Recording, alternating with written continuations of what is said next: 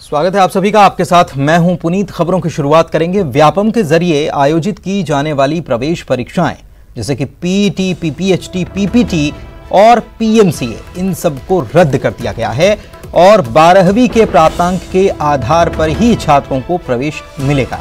इसकी प्रक्रिया भी ऑनलाइन होगी। तकनीकी शिक्षा विभाग ने इसके लिए आदेश भी जारी कर दिया है।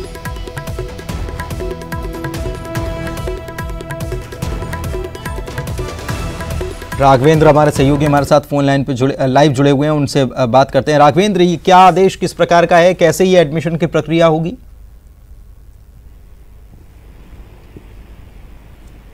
देखिए, कोरोना संकट के कारण से किसी भी तरीके की परीक्षा आयोजित करने से, चाहे वो व्यापम हो या दूसरे विभाग हो, सभी बच रहे हैं। यही वजह है कि बच्चों के, चूंकि उनके भविष्य को ध्यान में रखते हुए, बीमारी को ध्यान में रखते हुए, जहां एक और जो है परीक्षा को स्थगित की जा रही है, वहीं दूसरे तरीकों से कैसे प्रवेश दिया जा सकता है, इस पर विचार किया जा रहा है। यही वजह है कि व्यापम ने अब 12वीं के प्राप्तांकों के आधार पर जो है प्रवेश की प्रक्रिया जो है अपनाई जाएगी। हालांकि प्रवेश की प्रक्रिया में मेरिट का जरूर ध्यान रखा जाएगा। जिन बच्चों ने ज्यादा अंक प्राप्त किए होंगे उन्हीं को प्रवेश दिया जाएगा। उनके लिए जो है एक तरीके से ऑनलाइन तरीके से प्रक्रिया अपनाई जाएगी और जिन लोगों के मेरिट में नाम होंगे उनको जो है फिर उन बच्चों को जो है प्रवेश जो है अलग अलग कॉलेजों में मिलेगा। तो चाहे वो इंजीनियरिंग का टेस्ट हो या फिर पॉलिटेक्निक का टेस्ट हो या फिर होम्योपैथी के लिए टेस्ट हो, ये सारे एग्जाम के लिए टेस्ट अब नहीं होंगे, बल्कि अब 12वीं के प्राप्तांकों के आधार पर किया जाएगा। तो जाहिर है जिस तरीके से कोरोना के पेशेंट लगातार बढ़ रहे हैं, ऐसे में अगर परीक्षाएं आयोजित की जाती तो जाहिर तौर पर एक खतरा था और उसी खतरे को दूर करने के लिए ये प्रक्रिया अपनाई जा रही है। ऐसे राघवेंद्र, प्रक्रिया अपनाई जा रही है, लेकिन राघवेंद्र ये प्रक्रिया अपनाई जा रही है, लेकिन क्या इसके पहले इस बारे में सोचा गया कि ऑनलाइन परीक्षाएं ली जा सकती हैं कि नहीं, इसकी व्यवस्था भी की जा सकती थी? और दूसरा सवाल ये भी कि इसमें फिर आरक्षण की कैसी व्यवस्था रखी गई है?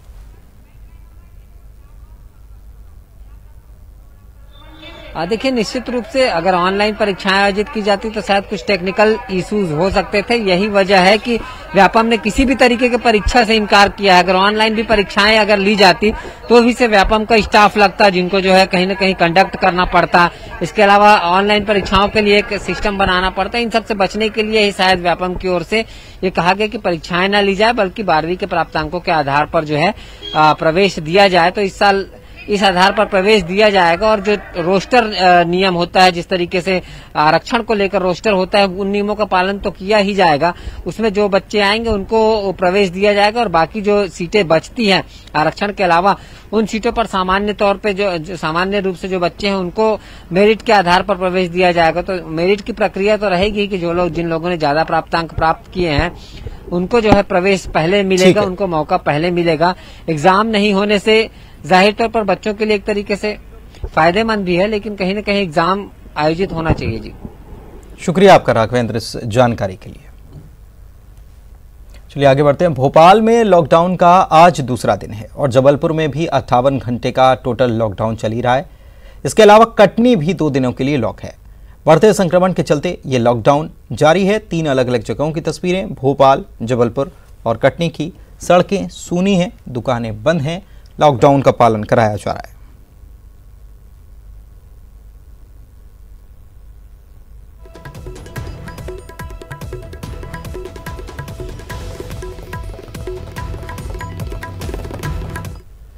और कोरोना के बढ़ते चैन को रोकने के लिए छत्तीसगढ़ के शहरी क्षेत्रों में लॉकडाउन किया गया है। अब इसका दायरा बढ़ाते हुए प्रदेश के 20 पंचायतों में भी लॉकडाउन कराया गया है।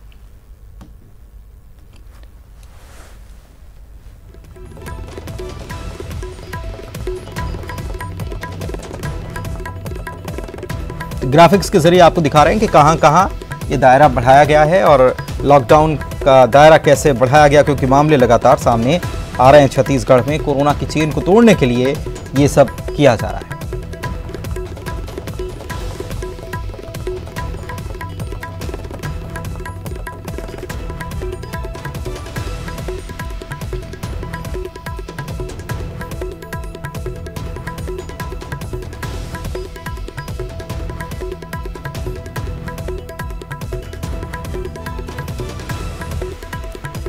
छत्तीसगढ़ के 14 जिलों के 78 शहरों में पूर्ण लॉकडाउन किया गया और 3 जिलों के 20 ग्राम पंचायतों में भी लॉकडाउन कर दिया गया है। क्योंकि कोरोना की चेन को तोड़ना बेहद जरूरी हो गया है। हमारे सहयोगी हमारे साथ जुड़ चुके हैं, उनसे बात करते हैं। पूजा माथुर भोपाल से हमारे साथ लाइव जुड़ी हुई हैं, पवन पटेल जबलपुर से, राघवेंद्र साहू रायपुर से और प्रभाकर हमारे सहयोगी कटनी से लाइव जुड़े हुए हैं। इन्हीं के पास चलते हैं। सबसे पहले पूजा, आपके पास भोपाल में आज लॉकडाउन का दूसरा दिन है और कैसा दूसरा दिन रहा है? क्या कह सकते हैं कि कोरोना की चेन तोड़ने के लिए जो कदम उठाया गया है वो कुछ कारगर साबित हो रहा है?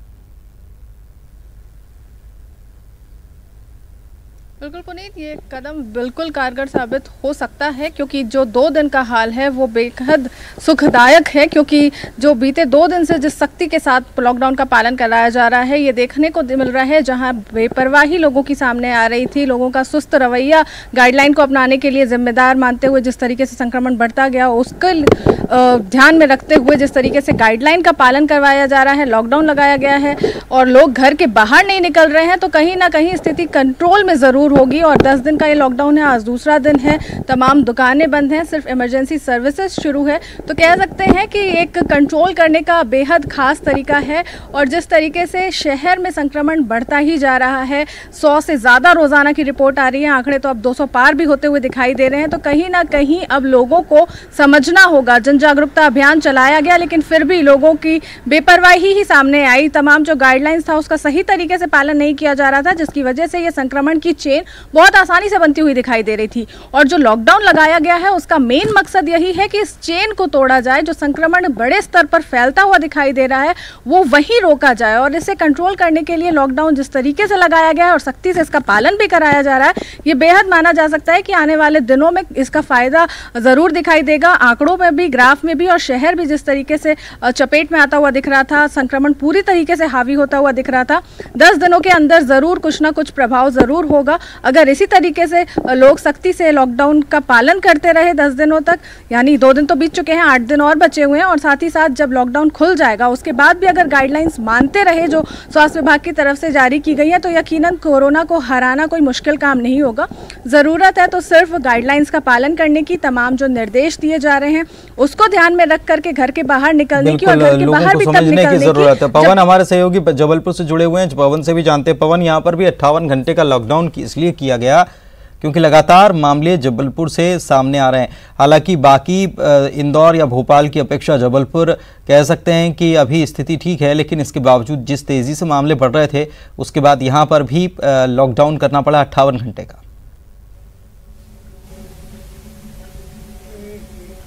बिल्कुल पुनीत, जबलपुर में भी जिस तरह से बीते एक सप्ताह में लगातार 40, 50, 60 मामले लगातार हर दिन सामने आ रहे थे, उसके बाद जिला प्रशासन को मजबूरन 2 दिन का यानी लगभग 58 घंटे का लॉकडाउन रखना पड़ा है।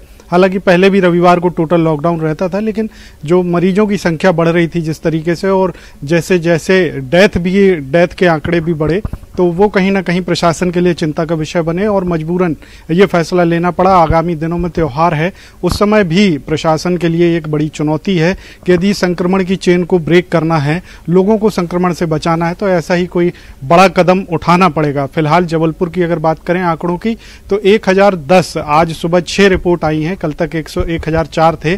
तो आज के जो आंकड़े आए हैं, जो मरीज पॉजिटिव पाए गए हैं, उन्हें मिलाकर 1010 पॉजिटिव मरीज हो गए हैं, जिनमें से 669 मरीज स्वस्थ होकर अपने घर जा चुके हैं।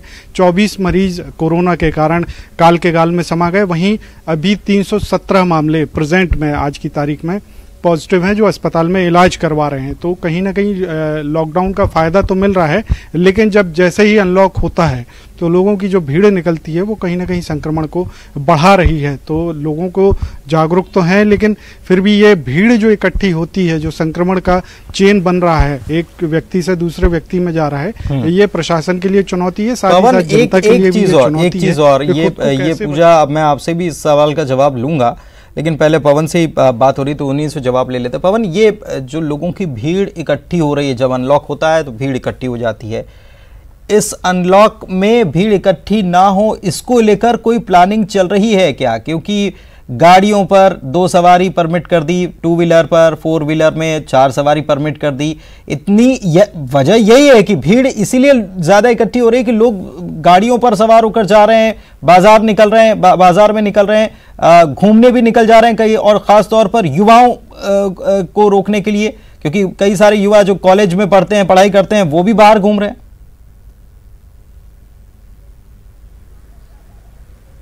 बिल्कुल पुनीत, ये एक बड़ा सवाल भी है और ये सोचने वाली बात भी है कि स्कूल बंद हैं, कॉलेज बंद हैं, शिक्षण संस्थान, कोचिंग संस्थान सभी बंद हैं। ऐसे में युवाओं का घर से बाहर निकलना, जो रोजगार नहीं है, जिनको सिर्फ घर पर रहकर पढ़ाई करना है या ऑनलाइन स्टडीज चल रही हैं, वहां तक उनके लिए एक दायरा बना दिया है कि आपको घर पे ही सारी चीजें मिलेंगी।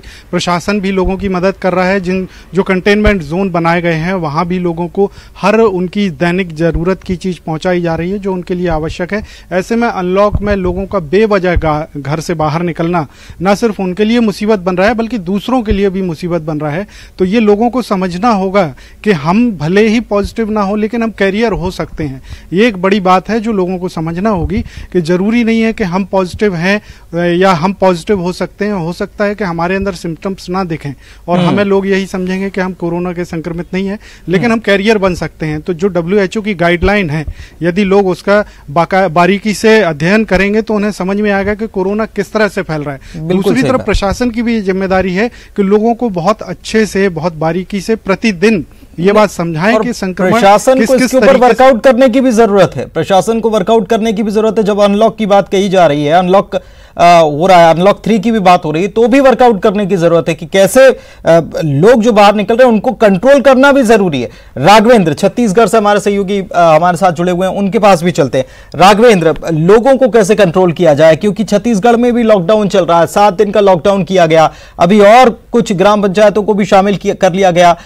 दूसरी तरफ खबर यह भी आ रही है कि बेड्स की संख्या कम हो गई है, बेड अब बचे नहीं है, ऐसे में बड़ी मुश्किल आने वाली। तीसरी बात यह भी कि यह फैसला लिया गया कि आप निजी लैब से टेस्ट नहीं करा सकते बगैर सरकारी डॉक्टर के लिखे। अब सरकारी अस्पताल में जब व्यक्ति जाएगा और मरीजों की संख्या बढ़ रही है तो वहां कितनी लाइन और कितनी परेशानी उसको झेलनी पड़ेगी, इसको लेकर भी विचार किया गया कि शासन के द्वारा।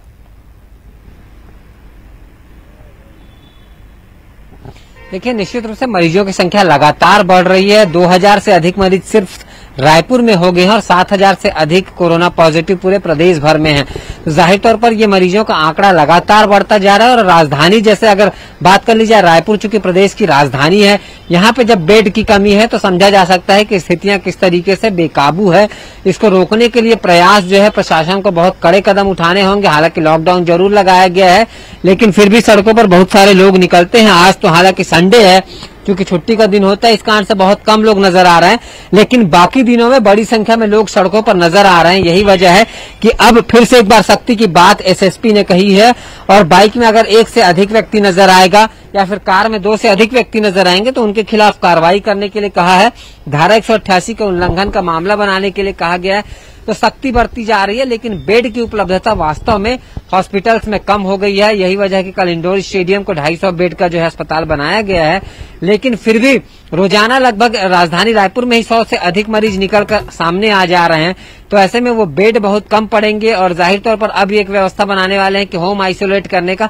लेकिन अगर होम आइसोलेट करते हैं तो उसमें एक दिक्कत यही है कि दूसरे लोगों को भी ये फैल सकता है, परिवार के सदस्यों को फैल सकता है।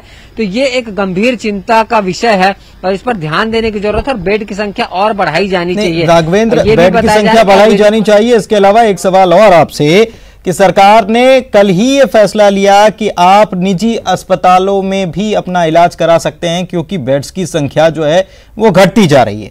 दूसरी तरफ सरकार ने ये फैसला लिया कि निजी लैब से प्राइवेट आप जांच कराएंगे उसके पहले सरकारी डॉक्टर को का लिखा हुआ पर्चा होना चाहिए, ये भी फैसला लिया गया।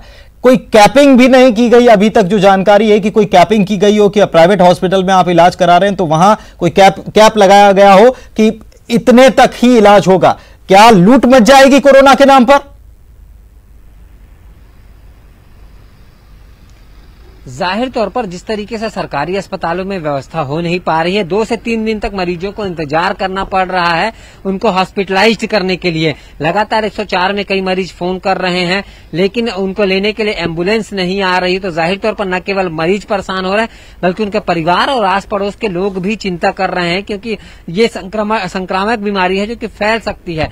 अब ऐसे में अगर प्राइवेट अस्पताल की ओर अगर लोगों को रुख करना पड़ेगा तो जाहिर तौर पर उनकी जेब पर सीधे सीधे डाका पड़ेगा, क्योंकि बहुत ज्यादा खर्चे प्राइवेट अस्पताल में होने वाले हैं। पीपीई किट से लेकर तमाम तरह की जो मशीनरी उसमें यूज होना है, जो सामान यूज होना है, उसको लेकर एक अच्छा खासा मोटा बिल जो है मरीजों से वसूला जाएगा। और सामान्य मरीजों के तो बस की बात ही नहीं होगी, क्योंकि 14 दिनों तक प्राइवेट हॉस्पिटल में इलाज कराना, वो भी सारी सुविधाओं के बीच में ऐसे अलग अलग जो है एक तरीके से अलग अलग कंपार्टमेंट में रखा जाएगा जहां पे कोई और दूसरा व्यक्ति प्रवेश नहीं करेगा। तो जाहिर तौर पर तमाम तरह के एहतियात बरतने होंगे और उन एहतियात के एवज में एक मोटी रकम जो है निजी अस्पतालों द्वारा वसूली जाएगी। मतलब तो सरकार की तरफ से ये कह दिया गया है कि लोगों को अपना तैयारी खुद कर लेना चाहिए, अपने हिसाब से तैयारी कर लेना चाहिए, क्योंकि स्थितियां, ऐसा लग रहा है कि सरकार अभी स्थितियों को काबू करने में नाकाफी साबित हो रही है, नाकाम साबित हो रही है। सरकार को इस पर ध्यान देने की जरूरत है। प्रभाकर के पास चलते हैं, कटनी, उनसे जानते हैं। प्रभाकर, कटनी में भी लगातार मामले सामने आ रहे थे, 2 दिनों का लॉकडाउन किया गया है, कितना असर नजर आ रहा है लॉकडाउन का?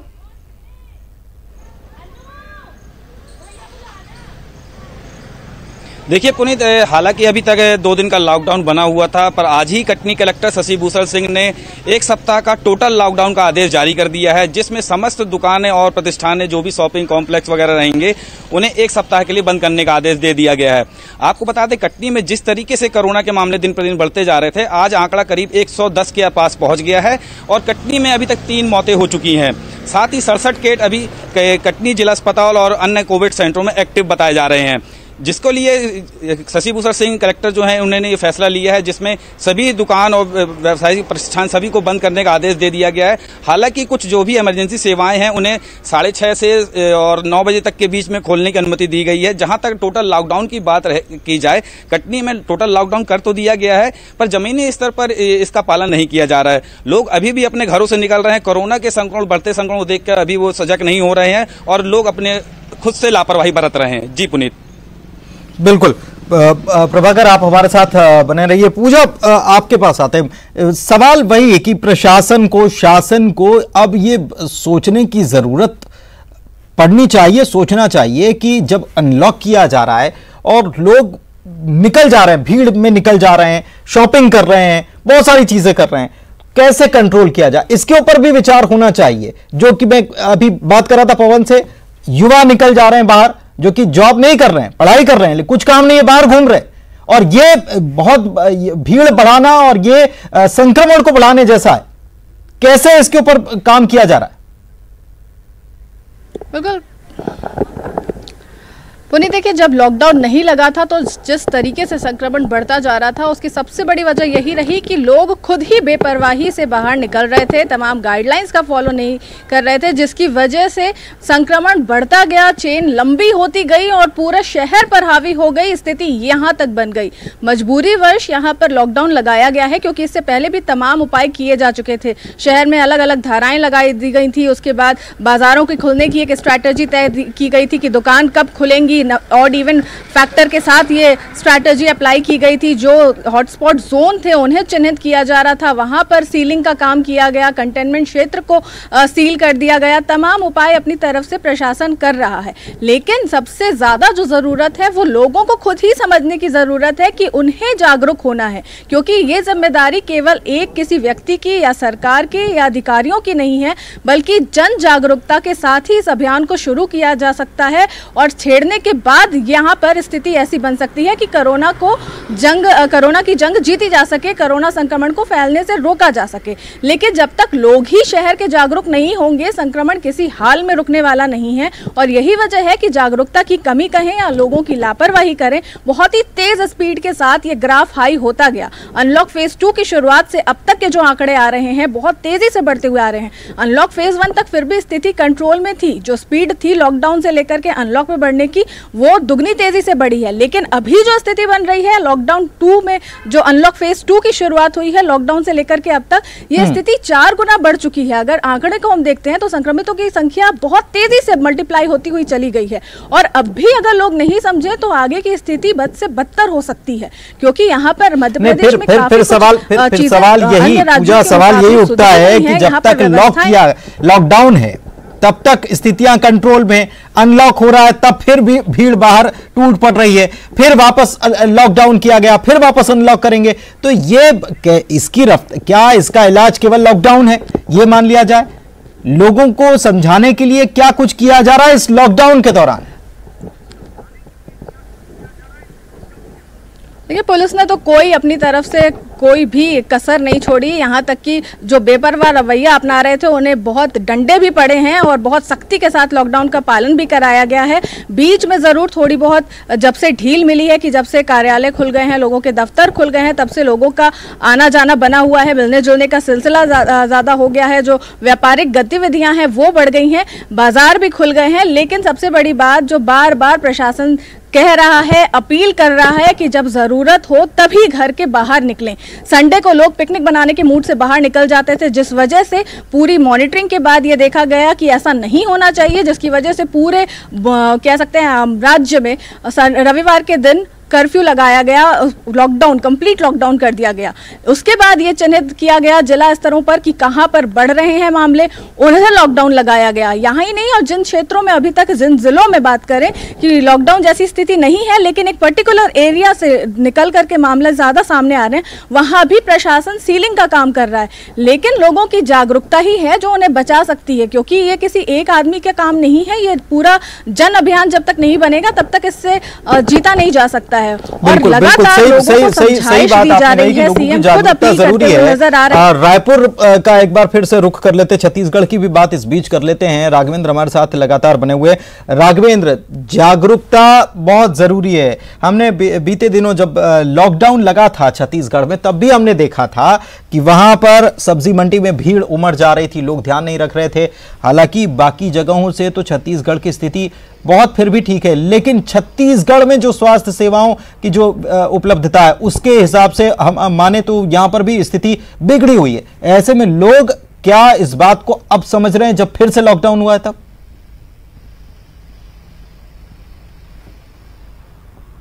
देखिए, लोगों को समझना ही पड़ेगा पुनीत, अगर नहीं समझेंगे तो भुगतना आम लोगों को ही पड़ेगा, क्योंकि अब अस्पतालों में बेड नहीं है, सुविधाएं नहीं है, तो जाहिर तौर पर अगर कोई नए मरीज निकल के आएंगे, लापरवाही बरतेंगे तो अस्पतालों में बेड नहीं मिलेगा और आपको प्राइवेट अस्पताल की ओर रुख करना पड़ेगा, जहां आपके जेब पर डाका पड़ जाएगा। तो अगर इस स्थिति से बचना है तो उसका एक ही उपाय है कि लोग घरों में रहे अधिकतम, चाहे लॉकडाउन हो या ना हो। अगर लॉकडाउन, 1 हफ्ते का लॉकडाउन लगाया गया, इसके बाद भी अगर लोग सावधानी नहीं बरतेंगे, बिना जरूरी काम के अगर बाहर निकलेंगे तो जाहिर तौर पर कोरोना के चपेट में आएंगे, और चपेट में आने के बाद इलाज आसानी से मुहैया होगा नहीं, और जब इलाज मुहैया नहीं होगा तो अपनी जान बचाने के लिए प्राइवेट हॉस्पिटल्स का ही रुख करना पड़ेगा, और वहां पे आपके जेब जो है बहुत ज्यादा ढीली हो जाएगी। और उसके बाद बिल्कुल तो लोगों को ही समझना होगा, लोगों को ही अपना ध्यान रखना होगा, दूसरों का भी ध्यान रखना होगा, और दूसरों को अपने परिवार का सदस्य मानिए, बाकी लोगों को भी परिवार का सदस्य मानिए। और कैसे अपने परिवार की रक्षा करते हैं, वैसे खुद की, दूसरों की सुरक्षा हम सब की, हर एक व्यक्ति की जिम्मेदारी है। यह लोगों को समझना पड़ेगा। कोरोना के संक्रमण को, उसकी चेन को तोड़ने का बस एक यही तरीका है। आप तीनों, चारों हमारे सहयोगी जो जुड़े थे, सबका बहुत बहुत शुक्रिया इस बातचीत और जानकारी के लिए। तो भोपाल में, कटनी में, जबलपुर में और इसके साथ साथ छत्तीसगढ़ में भी लॉकडाउन चल रहा है। लोग नियमों का पालन करें, और जब अनलॉक हो तब भी बेहद ज्यादा ध्यान रखने की जरूरत है। दमोह में पुलिस को एक बड़ी कामयाबी मिली है। एटीएम लूट गिरोह का पुलिस ने खुलासा कर दिया है।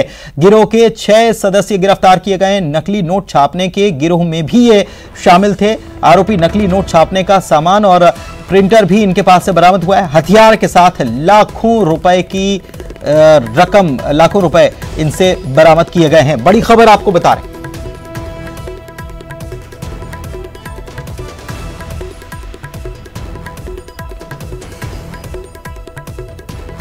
तो ये बड़ी खबर, नकली नोट छापने के गिरोह में भी ये शामिल थे और एटीएम लूट कांड के ये आरोपी आखिरकार पुलिस ने इन्हें दबोच लिया है। हथियार के साथ लाखों की रकम इनसे बरामद की गई है। यह पुलिस के लिए बेहद अहम कामयाबी इसे माना जा सकता है, क्योंकि इस प्रकार की वारदातें बड़ी तेजी से होनी शुरू हो गई थी और यह पूरा एक गिरोह काम करता था। तो पुलिस को एक बड़ी कामयाबी यहां हासिल हुई है। हालांकि आपको बताएं कि कुछ दिनों पहले ही पन्ना में बड़े फिल्मी अंदाज में लूट की वारदात को अंजाम दे दिया गया था। एटीएम को लूट लिया गया था और वहां विस्फोटक का इस्तेमाल कर एटीएम को उड़ा दिया गया था। बाकायदा इतने शातिर तरीके से अंजाम दिया गया था कि शायद कोई पुलिस भी चक्कर में पड़ गई होगी। और तब पुलिस ने, पन्ना की पुलिस ने कहा था कि दमोह में भी ऐसी वारदात हुई है और उनके पास कुछ इनपुट है। अब क्या ये लोग पन्ना में जो वारदात हुई थी उसमें भी यही शामिल थे या कोई और गिरोह, ये देखने वाली बात होगी। लेकिन दमोह की पुलिस को एक बड़ी कामयाबी मिली है। 6 सदस्य गिरफ्तार हुए हैं एटीएम लूट के मामले के।